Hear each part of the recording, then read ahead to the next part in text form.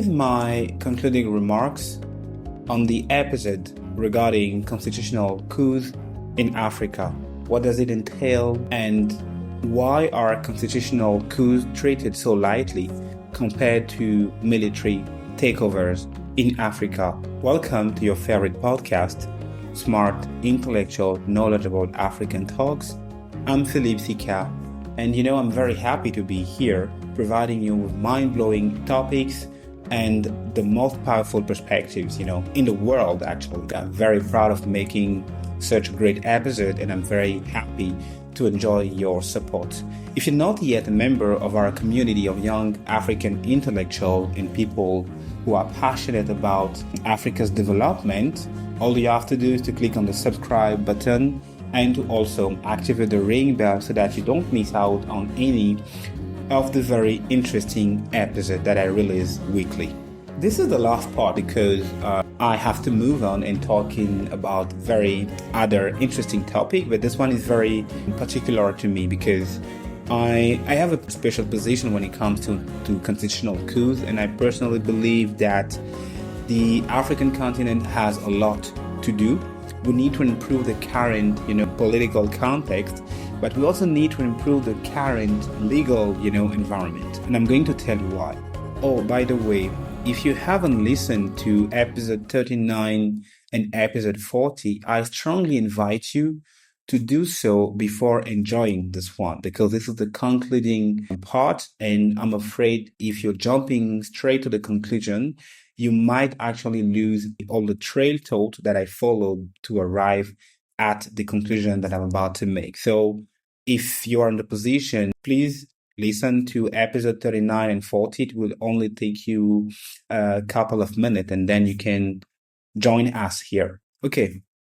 So in the first two episodes, I think the most important aspect that I wanted to highlight was the high number of constitutional change in Africa that never had a specific or a major impact at the political level, the economic level, and the social level. On the contrary, of the 24 attempts, the continent recorded a success rate of 78%, meaning that 19 constitutional change went successfully.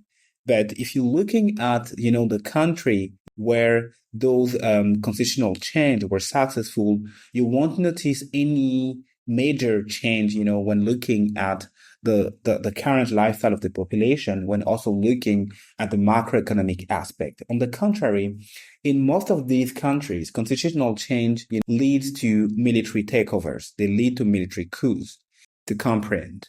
And I'm going to tell you why I believe so. Well, remember, in the last part, in part 2, I told you that constitutional change are actually provided within the Constitution itself. So the Constitution makes room for its own amendment. Therefore, it's very difficult to qualify a constitutional change as an illegal act. It's not illegal. But the problem here is the purpose of the amendment. And if you're looking for, example, you will see, for instance, in Gabon, that when President Ali Bongo was about to conclude his second term, he actually amended the constitution to be able to run for another term. And I won't call that term a third term because I already explained in part 2 that if you are a pure legalist, you will understand that this is not a third term. But if you want to view it in terms of a general perception, yes, this may be called a third term. But overall, President Ali Bongo wanted to actually run for another term after completing the first 2 terms authorized by the old constitution. And as you all know, this led to his removal, and unfortunately, General Oligui Nguema seized power and is now ruling and running the country.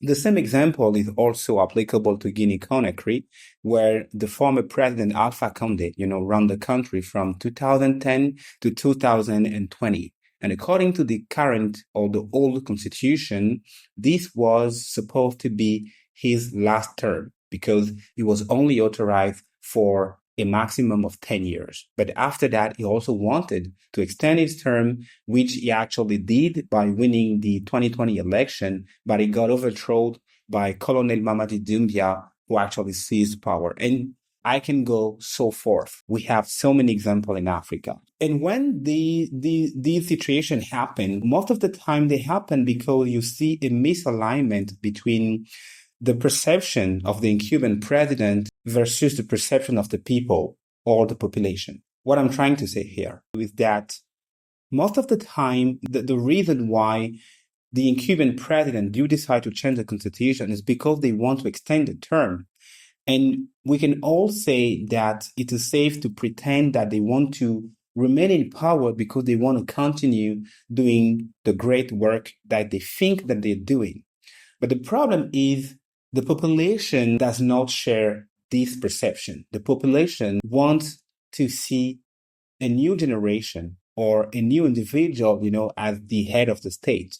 The population wants to have perspectives. They want to have more options. They want to give the opportunity to a new individual or a new group of individuals to actually preside over their destiny. And another reason why there's also such a great misalignment between incumbent president and the population is because in most cases, presidents remain in power for too long. And the risk with that is that by remaining in power for too long, you have now been running over 1, 2, 3, 4 generations. And remember, each generation comes with its own expectation, its own views when it comes to the public life, the public interest, when it comes to economic development, economic growth. My generation, the 90s babies, we have our own perception when it comes to economic change, when it comes to social change, health development, and stuff like that. The 2000 generation also, they have the view. The 2010, the 80s and the 70s. So when you take that mix of generation overall, it's very delicate for the same president to remain in power and to still be able to deliver policies that are actually up to date. So this is one of the reasons why we see such a growing frustration among the population. And this is also one of the reasons that actually comfort, putschists when they decide to actually take over by force. Now I'm going to ask you a question. Remember, I told you the Constitution authorizes its own modification, but the Constitution does not authorize the seizing of power by force or by armed process. If you are living within a democracy, the only few ways are through election or through impeachment, or if you are actually guilty of high treason. These are like the few legal ways for you to actually get removed from your position as head of state. In all three processes I just listed, never it's written that you can actually use military forces or armed forces to seize the power. So this is where it becomes very tricky for international organizations like the ECOWAS or the African Union or the EU, or you can name it, to actually take a very firm position and a very strong position when it comes to constitutional coups. Because, like I say, and I keep repeating this point because in my opinion, this point is very important. The Constitution makes room for its own modification. And remember, the Constitution is only applicable within a specific territory, within a specific country.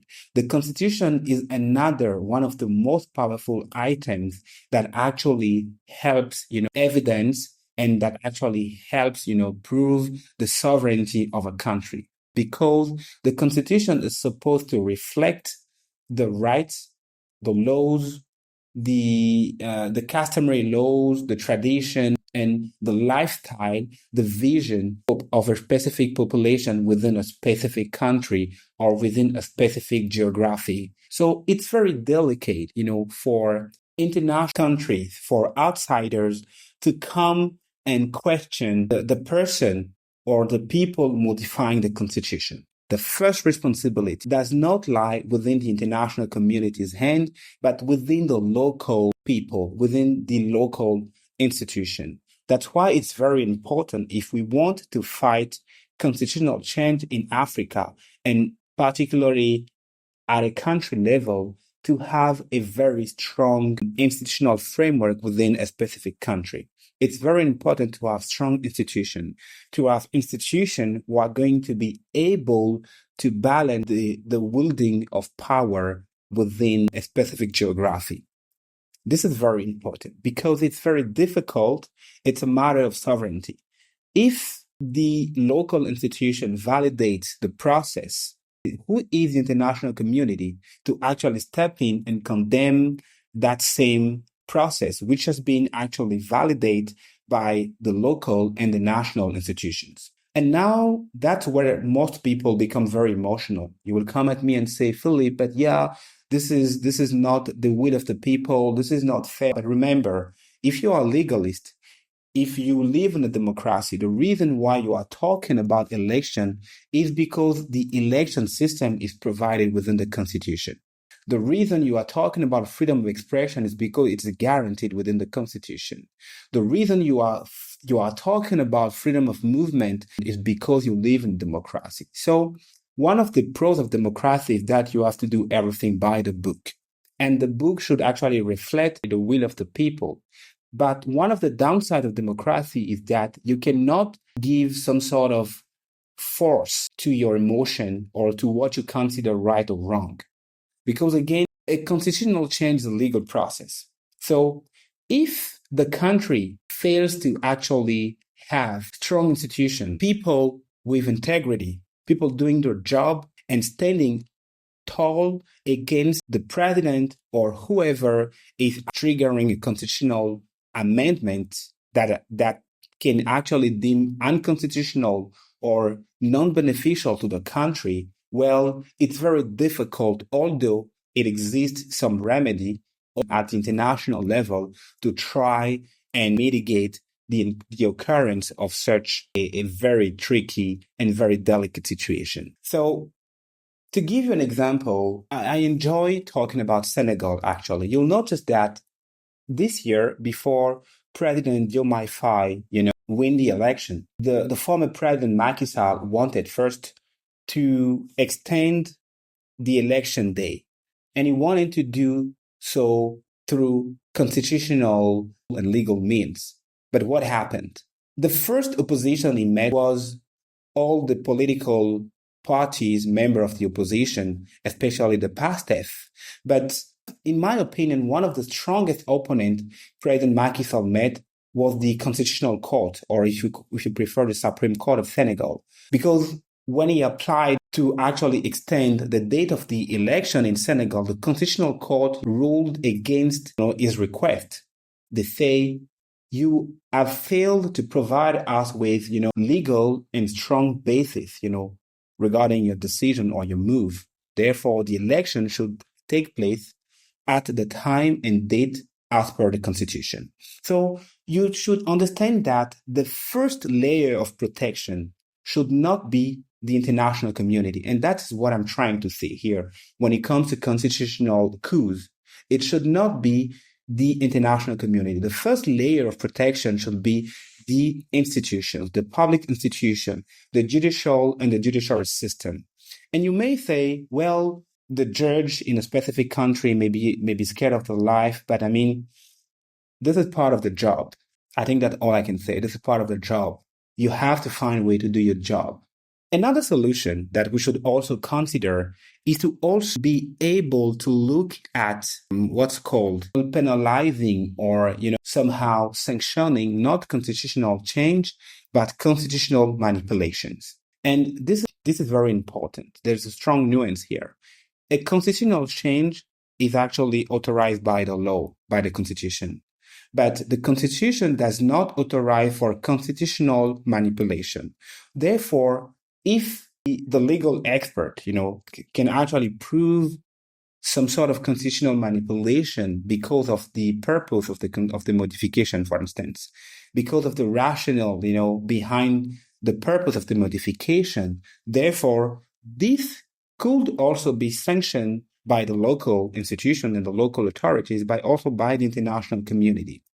So overall, I would like you to keep in mind that there are international institutions such as the Peace and Security Council who are actually responsible for condemning and also trying to sanitize the whole environment, not just in Africa, but like in the world. But like I say, from a critical analysis, it is not an easy task compared to when it comes to, military takeovers, because military takeovers from the get-going are illegal. Military takeovers from the get-going are wrong, even though sometimes they may be backed up by the will of the people. But unfortunately, this is not a democratic process. So if you are a person, with fond of democracy, and you should also acknowledge the pros and cons and the benefit and the limit of democracy. You should not just, cherry pick what you prefer and vouch for democracy when it gives you freedom of speech and any kind of benefit, and then vouch for anarchy when you just want to see the removing of a current president. So overall, I think the key takeaway here is that constitutional change should be first protected by, the local authorities. And second, the local authorities and the international community should also think of very creative ways and very creative tools such as constitutional manipulation, so that in order for the constitution, to authorize a change, we should also be able to look at the rationale, the purpose, the reason that are actually triggering such a constitutional change. I hope you've enjoyed this episode. It was mind-blowing and groundbreaking. I am so happy about all these very powerful perspectives, point that I made. Let me know what you think, and don't forget to click on the like button if you enjoyed this episode. You should support me by doing so. So that the episode gets promoted and presented to a larger community. And remember, S.I.K.A Talks is the only podcast where strong ideas meet powerful perspectives. À bientôt.